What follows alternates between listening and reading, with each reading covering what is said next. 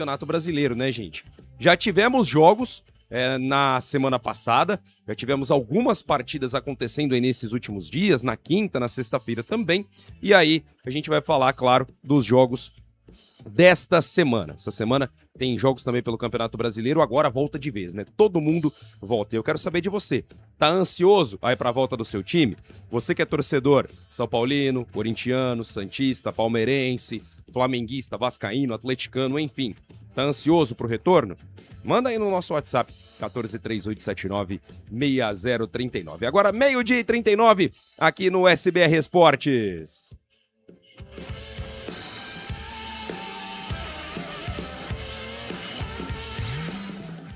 Vamos lá, então, vamos começar a falar dessa final de Copa do Mundo. E que final nós tivemos ontem, né? Uma final de um time só, vamos ser sinceros, uma final de um time só, porque quem jogou foi a seleção da Espanha.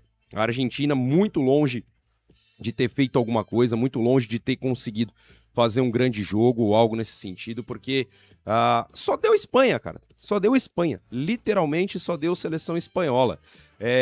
Eu sempre tenho falado aqui em muitos momentos ao comentar esses jogos, né, da Copa do Mundo, daquele gráfico que a FIFA mostra durante a transmissão para mostrar as alternâncias, né, de dominância no jogo. Cara, se você pega aquele gráfico que foi divulgado na transmissão, só mostrou a seleção espanhola no ataque.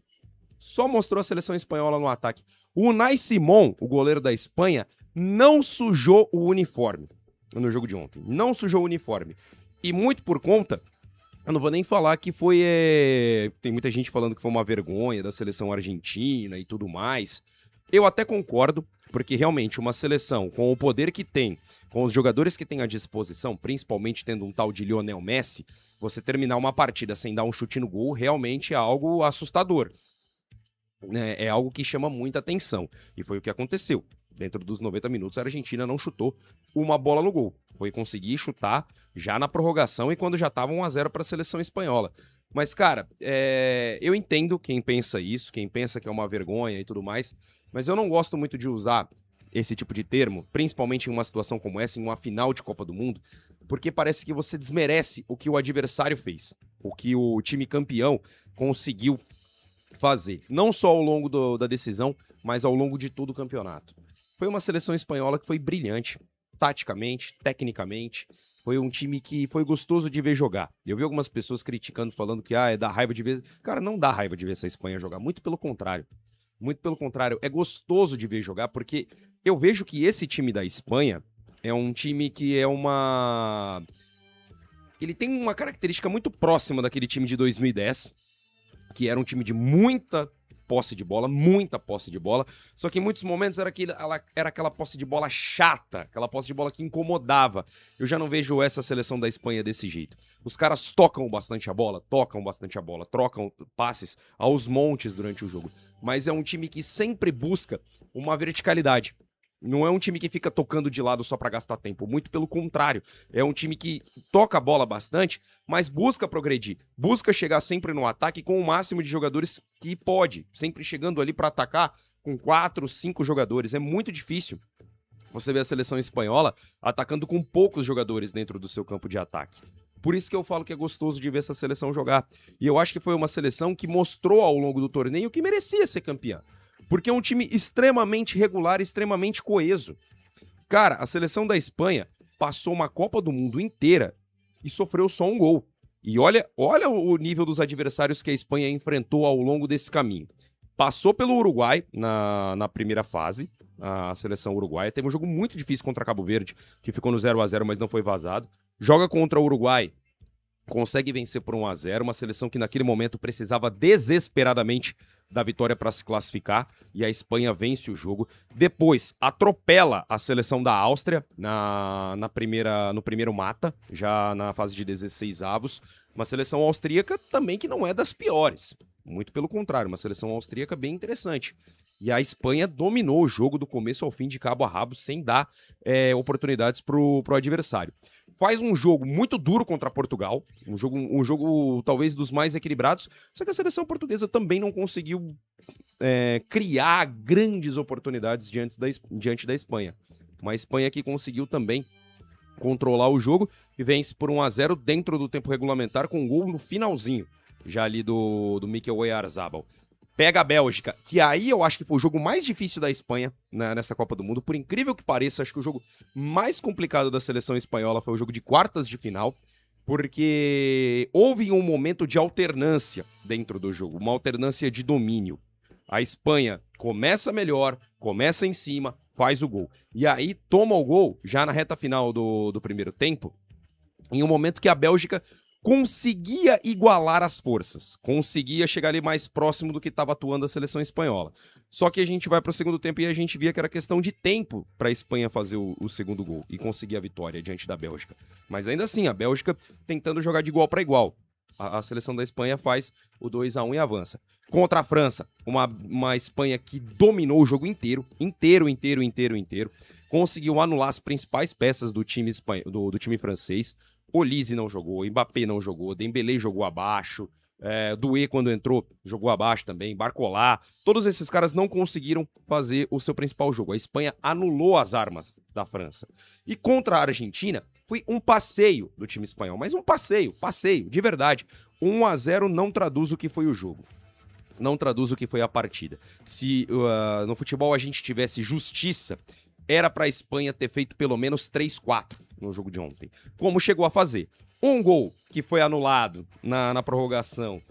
Na minha visão, assim, um pouco de exagero, porque falam que tem um pisão do jogador espanhol no jogador argentino dentro da área. Não vou me lembrar quem acabou sendo o jogador ali pisado, e quem pisou também. E quem teria feito o gol teria sido o Nico Williams, que eu acharia fantástico, porque é um cara que passou por uma lesão, não conseguiu jogar a Copa do Mundo como poderia. Talvez essa seleção espanhola fosse até um pouco mais brilhante com o Nico Williams à disposição.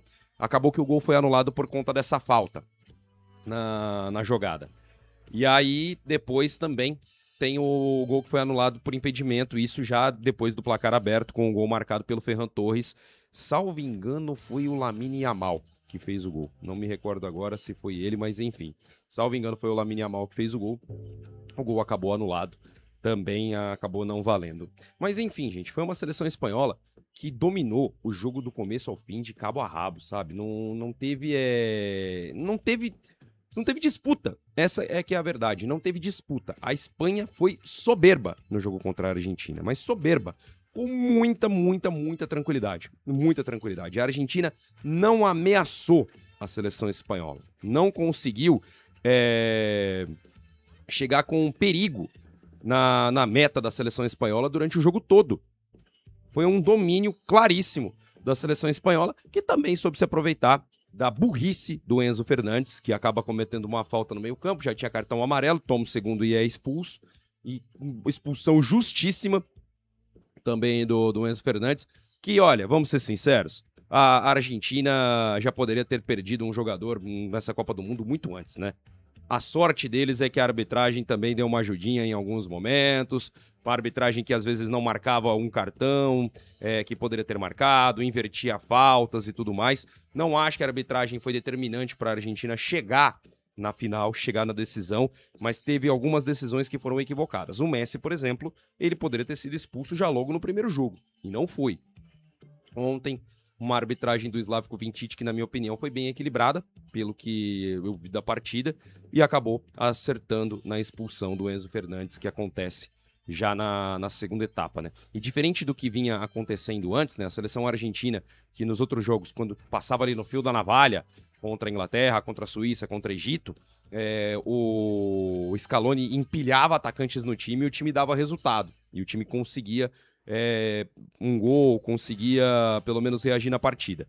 Ontem foi completamente diferente, mesmo ele fazendo todas as trocas possíveis em todo momento. A Espanha dominou o jogo. A Espanha foi soberana na partida. E assim a Fúria conseguiu o seu segundo título da Copa do Mundo. Muito legal pro Cucurella, né? Que no ano passado foi campeão da Copa do Mundo de Clubes com o Chelsea, lá no mesmo estádio em que ele levanta a taça de campeão do mundo também de seleções, né? O Marc Cucurella realmente tendo um momento iluminado, jogador que está a caminho do Real Madrid. Olha, eu vou trazer aqui para vocês as estatísticas do jogo.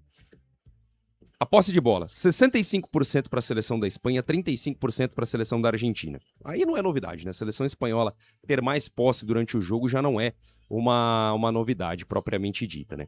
E aí, tem uma outra que eu achei bastante interessante, que é legal da gente abordar aqui, os gols esperados, ou XG. Inclusive é uma estatística que estava sendo muito divulgada durante a Copa do Mundo, durante as partidas, né? Os gols esperados, eles são, na verdade, uma combinação de fatores, né? Os gols esperados, ele calcula a quantidade de gols que um time deveria ter marcado em média com base no número e na qualidade das finalizações feitas. Então eles fazem todo um cálculo que é feito de acordo com a qualidade das finalizações, de acordo com o poder ofensivo desse time e até mesmo com as partidas anteriores, né? Eles fazem todo um cálculo para ter uma noção do que seria mais próximo o placar do jogo e qual a chance de uma equipe marcar durante a partida. O número de gols esperados para esse jogo, com tudo que aconteceu, estava em 2,29 para a seleção da Espanha, que chegou a fazer 3, 2 foram anulados, e 0,22 para a Argentina. Isso quer dizer que a Argentina não ameaçou em nenhum momento a seleção espanhola. O pior de tudo, as grandes chances, foram 4 grandes chances da seleção espanhola no jogo, nenhuma da seleção argentina. Foram 20 finalizações da Espanha, que não é um número assim absurdo, contando um jogo de 120 minutos, mas por ser uma final, a gente entende que o jogo fica um pouco mais pegado, um pouco mais truncado, fica aquela partida que você não se expõe tanto para não correr riscos. Então, realmente, o número de finalizações nesse tipo de jogo, ele tende a ser um pouco menor. As decisões, elas costumam ter jogos mais pegados e sérios do que necessariamente partidas mais abertas, né? A gente sabe disso. Normalmente uma final de Copa, uma final de torneio, não é o jogo mais bonito do torneio. E aí, acho que esse número mostra isso. Só que o que me chama a atenção no número de finalizações, cara, foram só 2 finalizações da Argentina. Só 2. E uma dessas finalizações, ou aliás, acho que as 2 já aconteceram na prorrogação. A Argentina não finalizou na meta do Unai Simón. Tanto que o Unai Simón não tem nenhuma defesa durante a partida e o Dibu Martínez fez um total de 11 defesas. O Dibu Martínez, sendo sincero, cara, por mais que a Espanha tenha ganho o jogo, pra mim quem tinha que ser o craque da partida tinha que ser o Dibu. Porque se não fosse ele, a Argentina teria tomado pelo menos 3-4 no jogo ontem. Fez uma partidaça o Dibu Martínez. A sorte da seleção argentina foi isso. Porque realmente o time não estava conseguindo encaixar, o time não estava conseguindo jogar, e muito também por mérito da seleção espanhola, que soube controlar o jogo. Eu falo muito, a Espanha, ela sabe atacar e sabe se defender com a bola. É uma seleção espanhola que sabe fazer isso. E ontem foi mais uma vez um fator determinante para anular o time argentino. O Messi ontem não fez absolutamente nada, porque a seleção espanhola soube como tirar as armas do time argentino. E assim, a Espanha, que fez uma campanha irrepreensível nessa Copa do Mundo, uma campanha irretocável, é campeã mundial. Eu cheguei a dizer aqui que era uma Espanha que eu esperava mais, inclusive durante a Copa. E realmente, eu esperava às vezes até um jogo mais vistoso, brilhoso dessa seleção espanhola. Mas não dá pra negar que os caras fizeram uma baita Copa do Mundo do começo ao fim.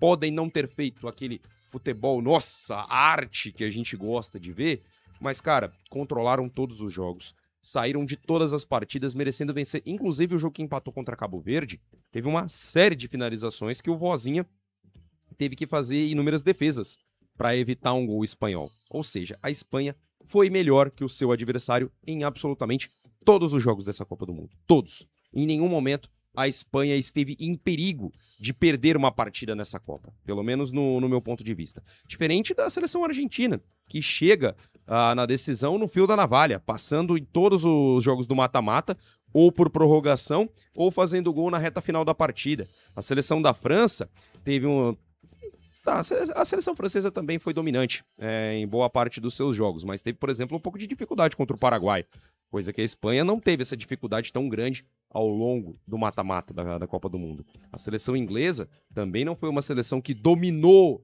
necessariamente todas as suas partidas. Então a Espanha chega nessa taça de uma forma merecida e vou dizer para vocês o seguinte, a seleção espanhola já parte para 2030 como uma seleção favorita para o título. Diferente na minha visão da Argentina. A Argentina é uma seleção que é muito forte, mas não sei como vai ser esse ciclo daqui para frente, porque fica uma sensação de que essa era a última Copa desse time argentino. E a Argentina foi até a última gota de suor. Acho, inclusive, que a Argentina merece os parabéns pela campanha. Chegou, conseguiu chegar em uma decisão de Copa, às vezes indo além do seu limite. Acho que a seleção argentina merece, sim, os parabéns pela Copa do Mundo que fez. Mas hoje, nesse momento, eu não coloco a Argentina partindo como uma das favoritas para a Copa de 2030, não. Porque é uma Argentina que vai perder Lionel Messi, muito provavelmente não estará na próxima Copa, pelo menos é o que a gente imagina, e tem muitos jogadores ali que talvez já tenham chegado também no final do seu ciclo de seleção. Outros ainda despontando, como Julián Álvares, você tem Enzo Fernandes, jogadores que com certeza vão jogar mais uma Copa. Tem um garoto que foi pro Real Madrid, acabou não conseguindo ter uma sequência como ele teve no River Plate, mas que é muito bola, que é o Mastantuono, também pode fazer parte desse ciclo da seleção argentina. Mas hoje, nesse momento, eu já, assim, falando aqui rapidamente, eu já coloco algumas seleções como favoritas para brigar para o título em 2030. E neste momento, as principais são Espanha e também a seleção da França. São as seleções que eu vejo que tem time ainda, que vão manter essa base e que muito provavelmente vão só agregar alguns jogadores e vão chegar fortes para 2030. Eu espero que a seleção brasileira consiga fazer um bom trabalho ao longo desse ciclo de Copa para chegar lá em 2030 e brigar também. Lembrando que a Copa do Mundo de 2030 será disputada em 3 países, né? Espanha, Portugal e Marrocos, além dos jogos comemorativos que vão acontecer no Paraguai, no Uruguai e também na Argentina.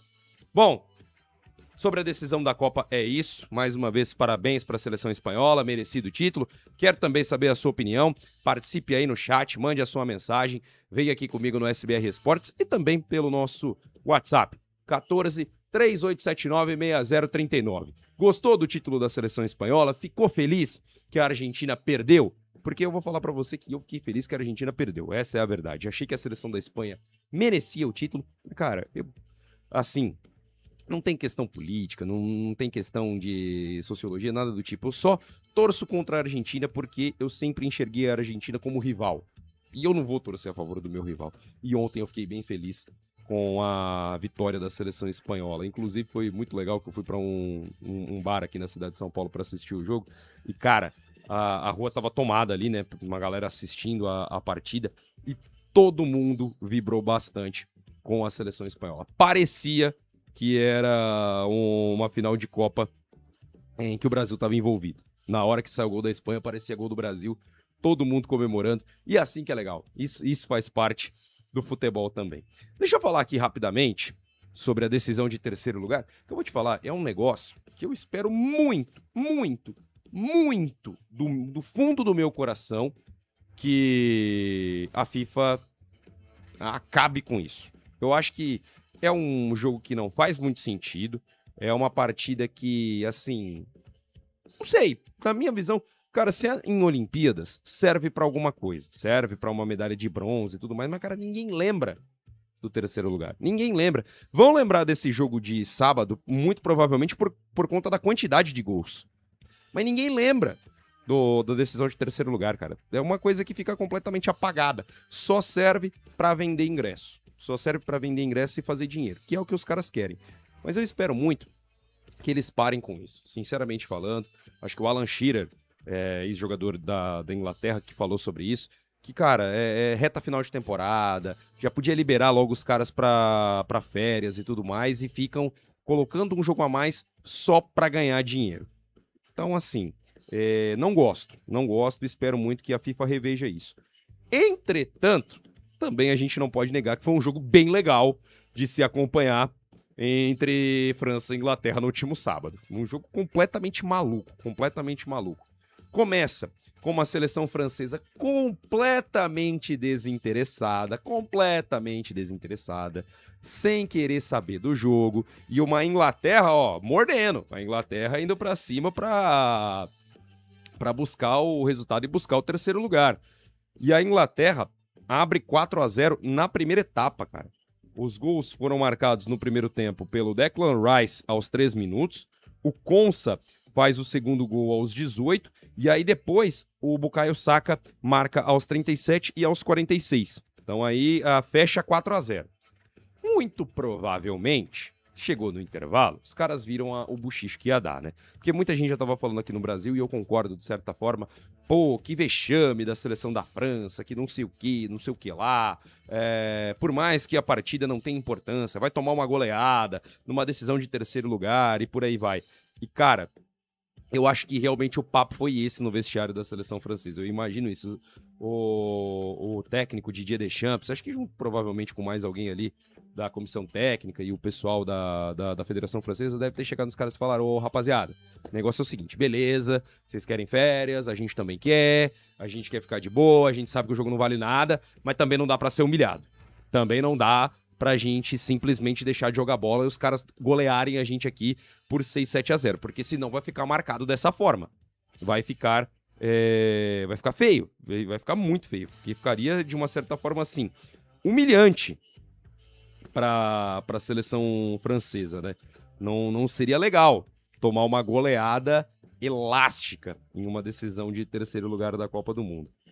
E aí, cara, o técnico Didier Deschamps, que fez a sua despedida, né, da seleção francesa, troca ali alguns jogadores, colocam alguns jogadores titulares, ele colocou o Dembélé, colocou o Koundé, o Upamecano também, o Digne e o Barcola entra também, né? Muitos desses caras entrando aí ao longo do segundo tempo. Na verdade, no intervalo ele já coloca o Digne, o Upamecano, o Dembélé e o Barcola. Ele coloca esses 4 já logo de uma vez e depois ele coloca o Jules Koundé já no final do jogo. E aí a seleção francesa reage no jogo. Aí a seleção francesa falou, opa, vamos jogar bola. Até o Olise, que tava desinteressadão no jogo, pareceu que entrou na partida, tomou um choque de realidade e começou a jogar. E aí a França diminui o placar, o Mbappé faz 2 gols, inclusive o Mbappé termina como artilheiro dessa Copa do Mundo, com 10 gols marcados. Ele faz um gol já logo aos 3 do segundo tempo, e outro gol marcado por ele foi aos 21. Antes disso, o Barcola já tinha feito outro gol aos 9 da segunda etapa, e assim a seleção francesa encostou no placar. Ficou 4-3. Tava dando uma sensação que a França ia empatar o jogo a qualquer momento. A qualquer momento. Só que aí teve um pênalti muito bobo cometido pelo time da França. Acho que foi o Lucas Digne que acabou cometendo o pênalti. E aí o Bukayo Saka vai lá, faz o 5º gol da seleção da Inglaterra. E aí todo mundo já imaginou, pô, o pênalti do Bukayo Saka foi convertido aos 42 do segundo tempo. Já todo mundo imaginando, pô, agora sim, o jogo acabou, já era. Que nada, meu irmão. A seleção da França foi lá, fez mais um gol. O gol já foi marcado com 51 do segundo tempo, um gol marcado pelo Dembélé. E ainda teve tempo para Jude Bellingham balançar a rede e fazer o 6º gol da seleção da Inglaterra. Jogo maluco mesmo, jogo de 10 gols. E assim a seleção inglesa conseguiu a vitória e fica com o 3º lugar nessa Copa do Mundo. É a melhor colocação da seleção da Inglaterra desde 1966. Então acho que por isso também que levaram muito a sério essa decisão de 3º lugar, né? A Inglaterra foi campeã em 66, tinha chegado na semifinal em 90 e em 2018, não conseguiu êxito em nenhuma das duas, em ambos os casos ficou com o 4º lugar e nesse ano conseguiu o 3º lugar. A seleção da Inglaterra, então, completou o pódio da Copa do Mundo ao lado de Espanha e Argentina. E aí, gente, tivemos os prêmios também individuais nessa Copa do Mundo, né? Os 3 prêmios que foram divulgados. E assim, eu entendo, mas não necessariamente eu concordo. Eu acho que o Unai Simon ter sido eleito o goleiro da Copa mais do que justo. Muito por conta da Espanha ter sofrido apenas um gol. Acho que o fato do Unai Simon receber esse prêmio de melhor goleiro é uma forma de premiar todo o sistema defensivo da seleção espanhola. Todo o sistema defensivo do time espanhol, que começa desde o Oyarzabal lá na frente e vai terminar no Unai Simon, porque todo mundo correndo junto, todo mundo jogando junto, todo mundo ali fazendo o seu melhor na marcação, no ataque, enfim, é uma seleção muito coletiva. Então eu acho que esse prêmio ter sido entregue pro Unai Simon, na minha visão, faz muito sentido e mostra a força dessa defesa espanhola ao longo dessa Copa. Isso aí eu não tenho dúvidas. Com relação aos outros 2 prêmios, aí sim eu tenho minhas questões. O jogador jovem que foi eleito foi o Pau Cubarsí. O Cubarsí foi eleito, então, o jogador jovem da Copa do Mundo. Não acho errado, até porque realmente é um jovem garoto. É um cara que tem um futuro brilhante pela frente. São apenas 19 anos e ele ganhou o prêmio de melhor jogador jovem dessa Copa do Mundo de 2026. Teve uma Copa realmente bastante interessante. O Pau Cubarsí foi um jogador que foi um dos pilares desse time espanhol. Entretanto, para ser bem sincero para vocês, eu acho que esse prêmio poderia ter ficado com o Lamine Yamal. Não acho que o Yamal tenha feito a Copa que a gente imaginava que ele fizesse, mas muito por conta da lesão também, né? Muito por conta dele ter começado o torneio ainda se recuperando de uma lesão, não conseguiu atuar de uma maneira efetiva nos 3 primeiros jogos, foi entrando aos poucos.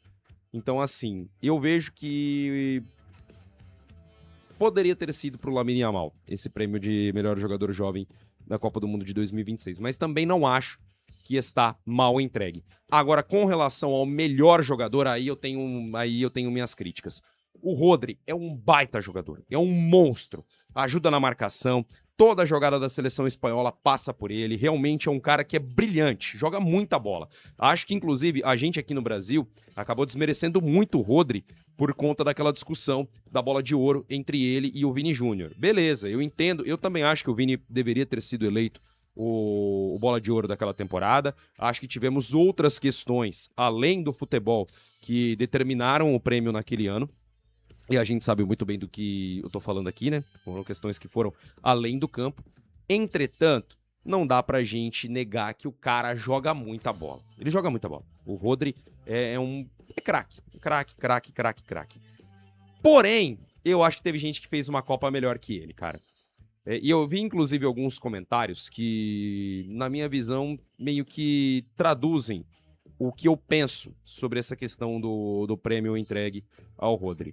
Eu acho que, assim, a seleção espanhola, se você perde o Rodri, mas coloca um outro jogador com as mesmas características ali, talvez a seleção não perca em qualidade. Talvez a seleção não caia tanto.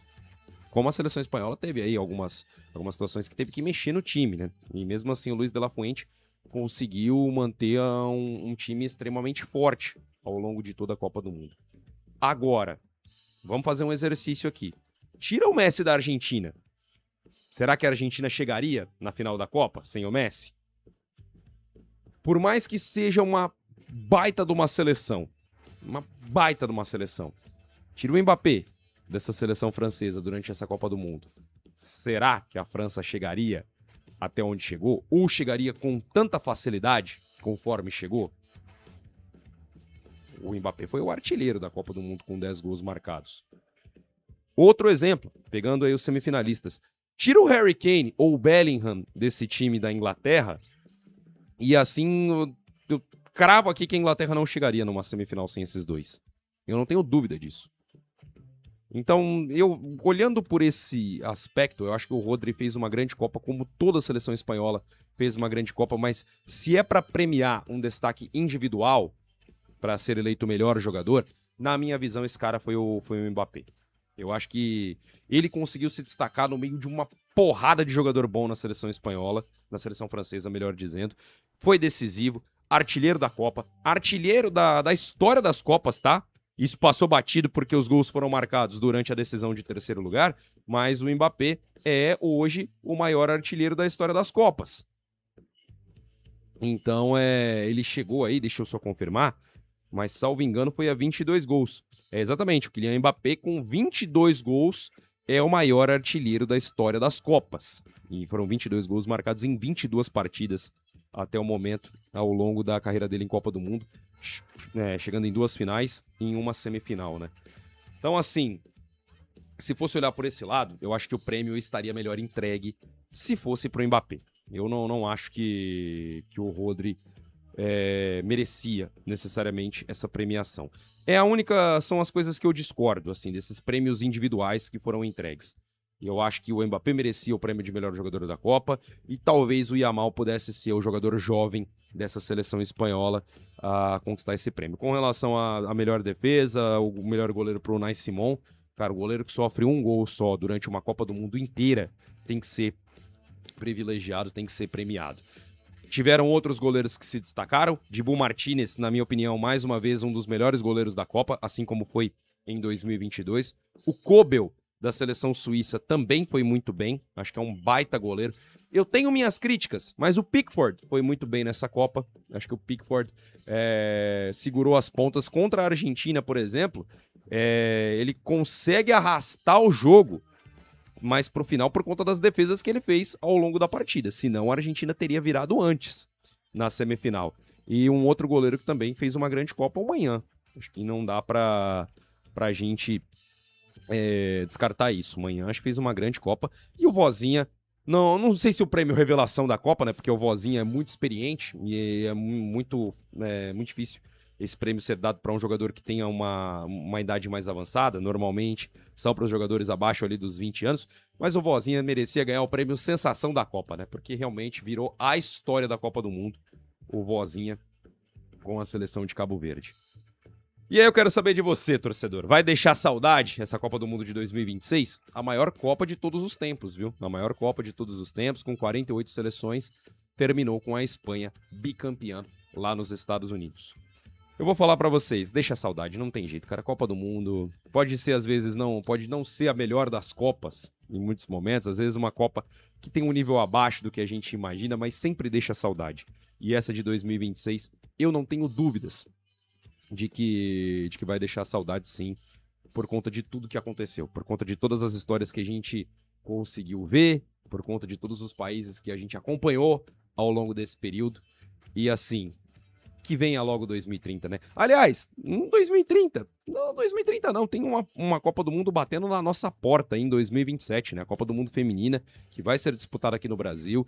Eu hoje vejo o futebol feminino em um nível muito melhor, muito superior do que estava há alguns anos. É claro que ainda carece de alguns investimentos, é claro que ainda carece de uma atenção maior, mas hoje o futebol feminino já é uma realidade em muitos lugares, e acredito que no Brasil também já merece uma atenção um pouco melhor, e eu vejo que teremos uma Copa do Mundo feminina fantástica no ano que vem, em 2027, que a gente possa voltar a viver esse clima de Copa. E mais uma vez, parabéns para a seleção espanhola, mais do que merecido o título ontem diante da Argentina.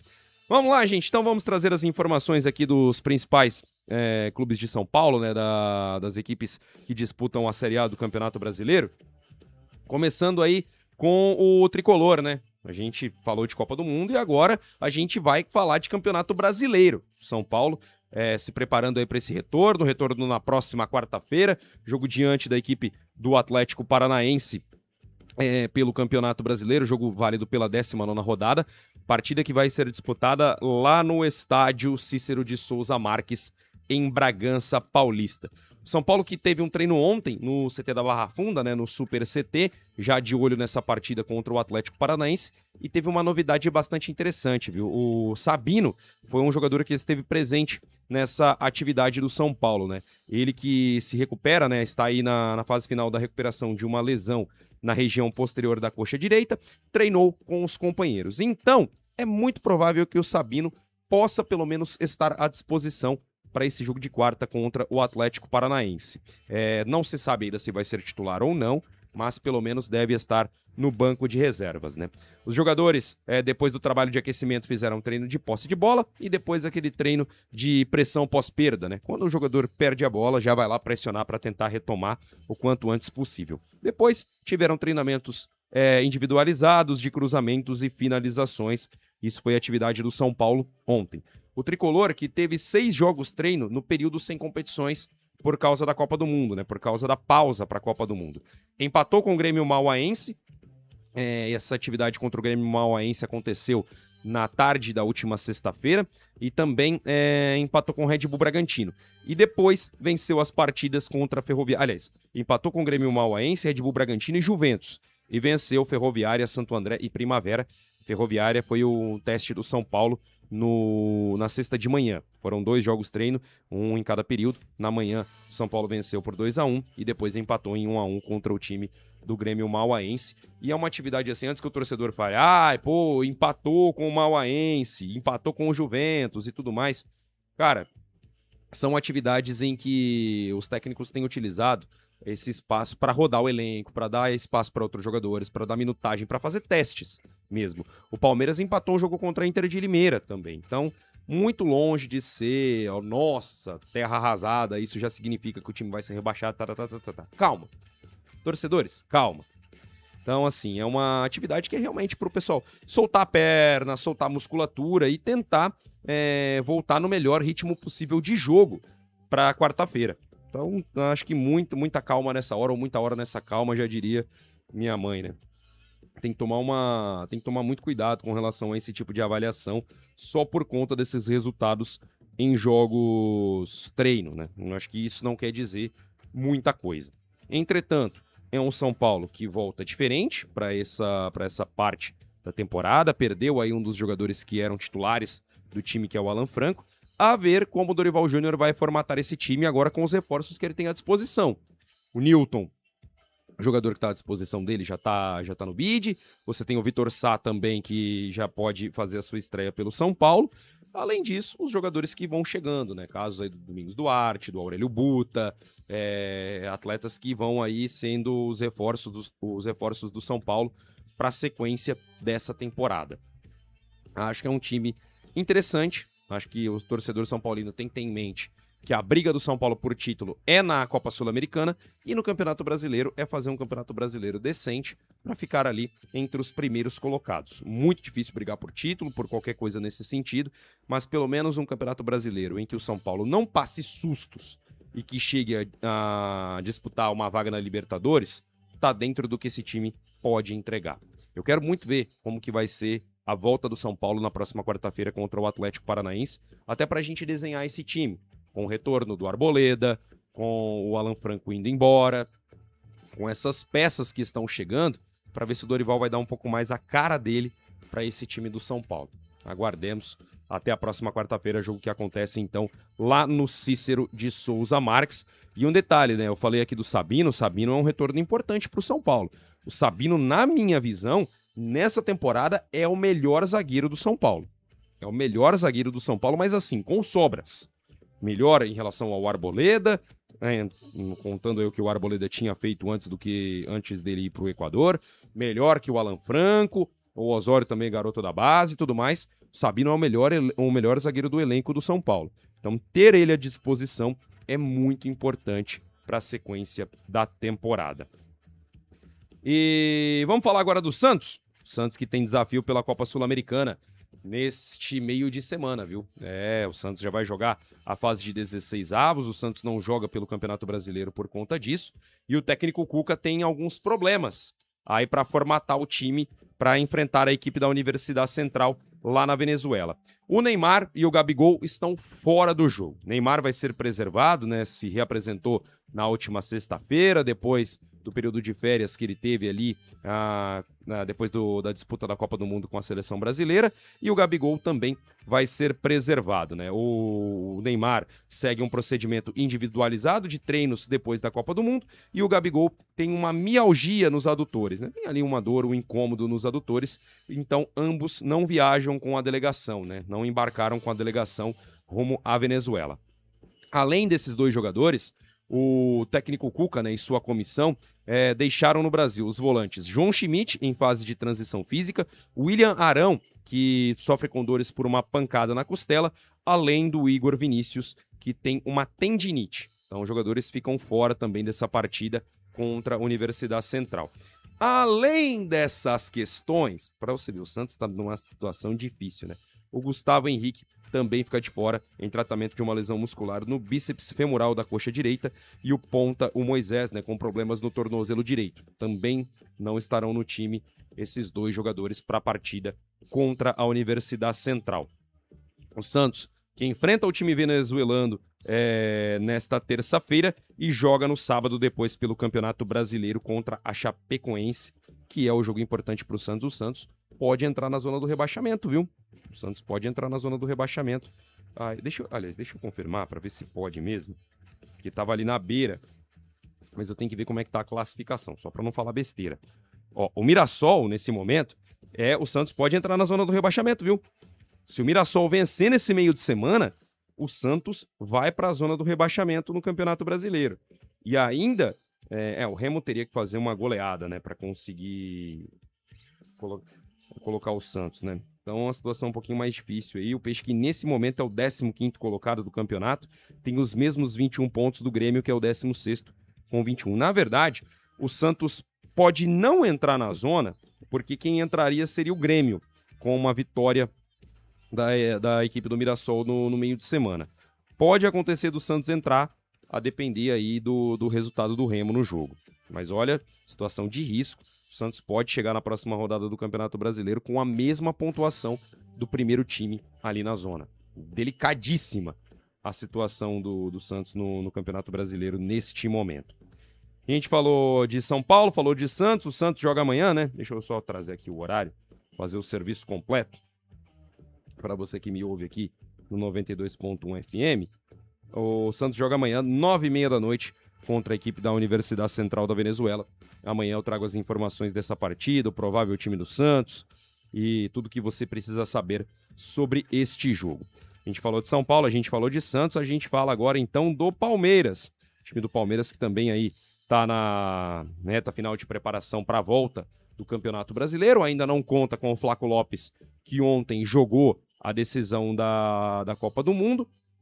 Mas é o time palmeirense que busca aí deixar todo mundo pronto, na ponta dos cascos, para ter aí a volta do Campeonato Brasileiro, né? Inclusive, no último treino do Palmeiras, o Carlos Miguel e o Vitor Roque trabalharam junto com o elenco, né? Em controle de carga, o Felipe Anderson treinou separado nesse último domingo e assim o Palmeiras se prepara, né, para enfrentar o Coritiba na próxima quarta-feira, lá no Couto Pereira, na capital paranaense, né? O Palmeiras treinou então na manhã de ontem na academia de futebol, seguindo essa preparação para a volta do Campeonato Brasileiro.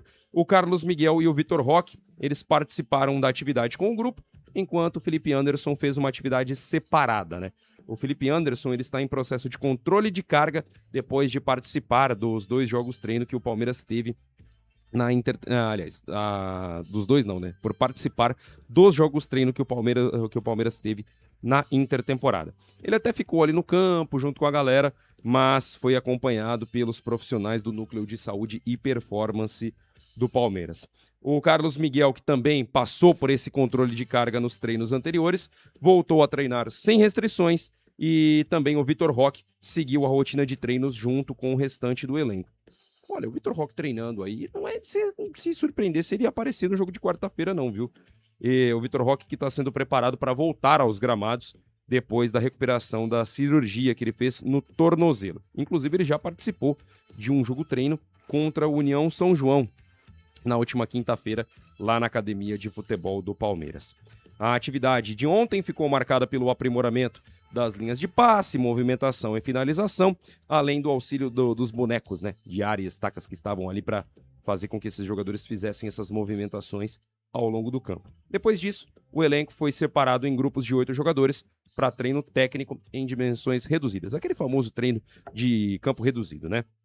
O Palmeiras que ainda treina hoje e o retorno aos gramados, melhor dizendo, está marcado para a próxima quarta-feira, às 7h30, né? Então o Palmeiras treina hoje, muito provavelmente treina amanhã também e embarca para o Paraná para essa partida contra a equipe do Coritiba, válida pela 19ª rodada do Campeonato Brasileiro.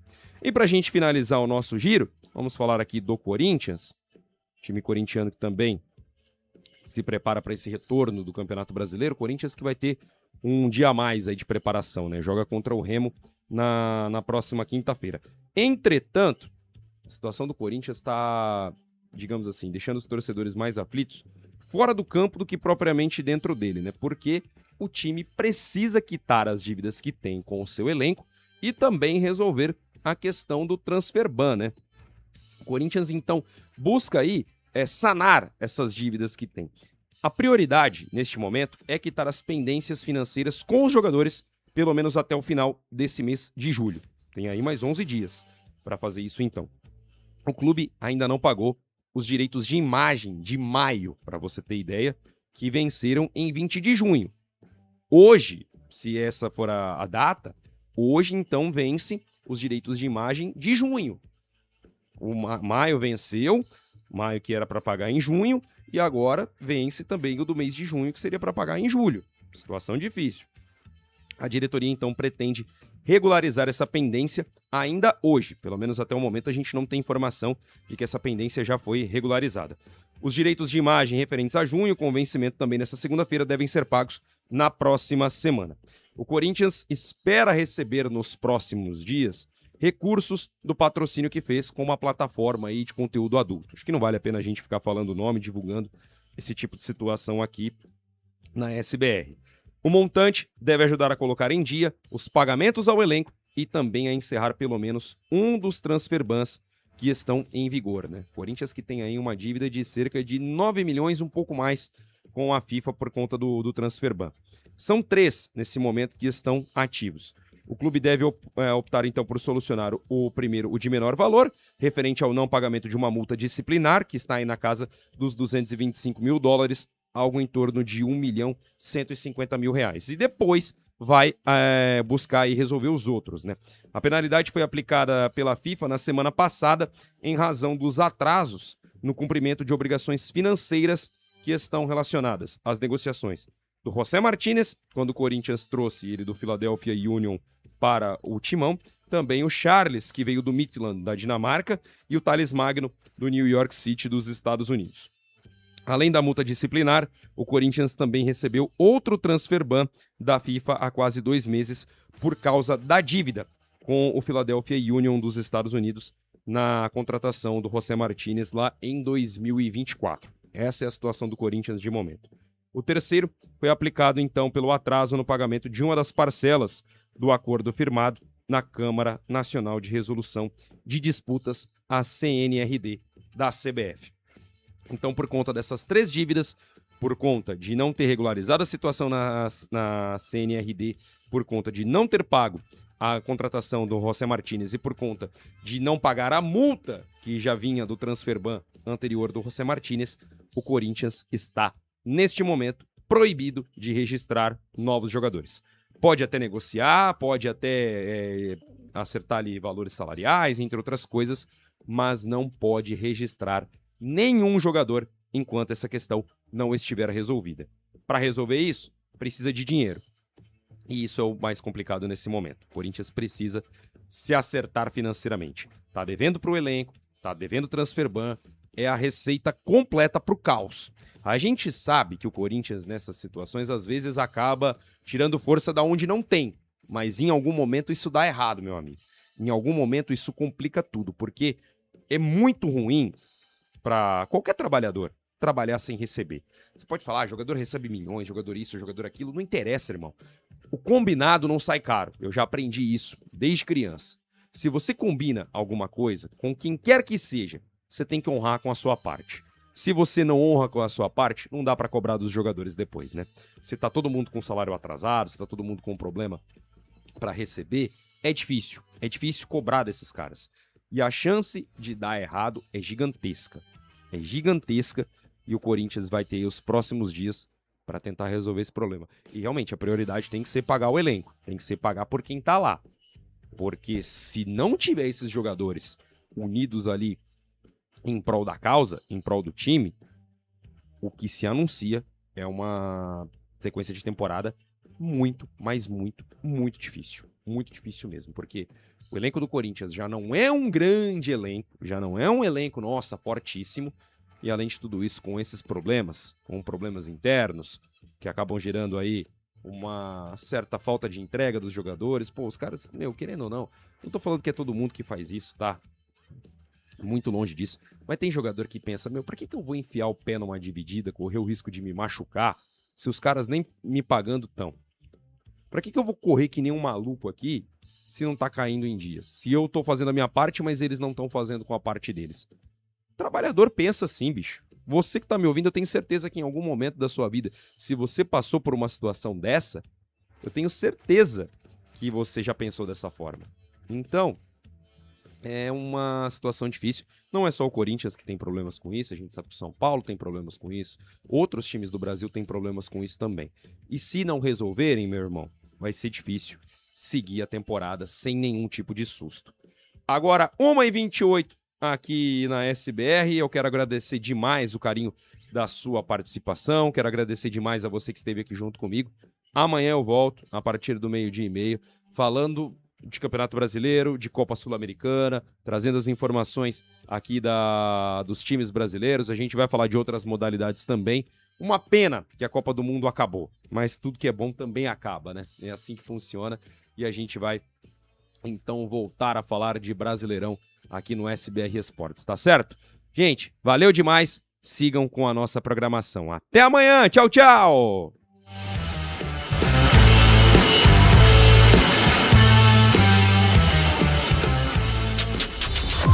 Você ouviu SBR Esportes com Alex Silva.